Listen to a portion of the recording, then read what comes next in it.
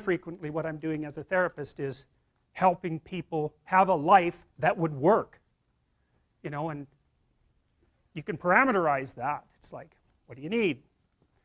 How about some friends? That people kind of like that. How about an intimate relationship with someone that you can trust, that maybe has a future? That'd be good. How about a career that puts you in a dominance hierarchy somewhere, so at least you've got some possibility of rising, some possibility of stabilizing yourself, and a schedule and a routine, because no one can live without a routine. You just forget that. If you guys don't have a routine, I would recommend, like, you get one going, because you cannot be mentally healthy without a routine. You need to pick a time to get up, whatever time you want, but pick one and stick to it, because otherwise you dysregulate your circadian rhythms and they regulate your mood. And eat something in the morning. I've had lots of clients who've had anxiety disorders. I had one client who was literally starving. Very smart girl. There was very little that she liked. She kind of tried to subsist on like half a cup of rice a day. She came to me and said, I have no energy. I come home, all I want to do is watch the same movie over and over. What, like, is that weird?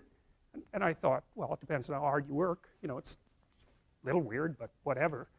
It's familiar. You're looking for comfort. So I did an analysis of her diet. It's like 3/4 of a cup of rice. It's like, you're starving. Eat something. You know,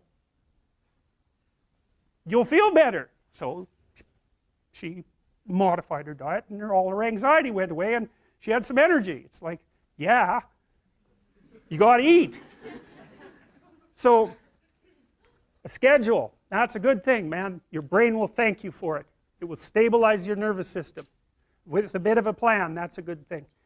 You need a career, you need something productive to do with your time, you need to regulate your use of drugs and alcohol, most particularly alcohol, because that does in a lot of people. You need a family, like the family you have, your parents and all that. It'd be nice if you all got along, you could work on that. That's a good thing to work on. And then, you know, you probably need children at some point, and that's life.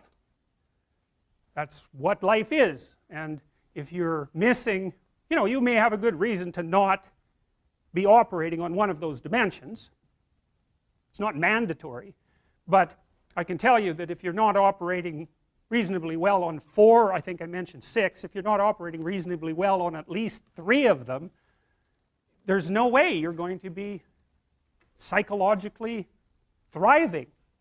And that's more pragmatic in some sense than psychological, right? Human beings have a nature. There's things we need. And if we have them, well, that's good. And if we don't have them, well, then we feel the lack. And so behaviorists, behavioral psychologists concentrate a lot more on that sort of thing. You know, it's practical. It's like strategizing. Make a career plan. Figure out how to negotiate, because that's bloody important. Figure out how to say what you need. Figure out how to tell the truth to people. Figure out how to listen to your partner in particular, because if you listen to them, they will actually tell you what they want, and sometimes you can give it to them and maybe they'll return the favor. And if you practice that for like 15 years, well, then maybe you're constantly giving each other what you want. Well, hooray, that would be good. And then there's 2 of you under most circumstances, and it's better to have 2 brains than 1, because people think differently because of their temperament mostly.